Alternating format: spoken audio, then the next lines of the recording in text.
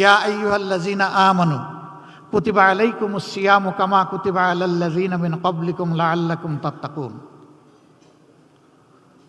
ও বিশ্বাসীরা, তোমাদের জন্য এই রমজান অবধারিত করা হয়েছে, উপহার দেওয়া হয়েছে। যেমনটি তোমাদের পূর্বে যারা এসেছিলেন নবী পয়গম্বর এবং তাদের সঙ্গী বিশ্বাসীদের জন্যে, তেমনটি তোমাদের জন্য এটা করা হলো।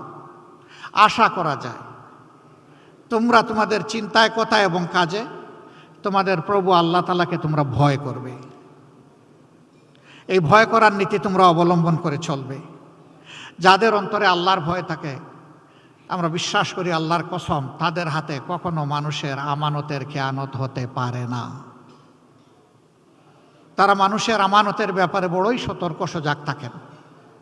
আল্লাহ তাআলা আমাদের সকলকে যেন আল্লাহ তাআলার সৃষ্টির সেই আমানতের পবিত্র হেফাজত করার তৌফিক আল্লাহ আমাদেরকে দান করেন।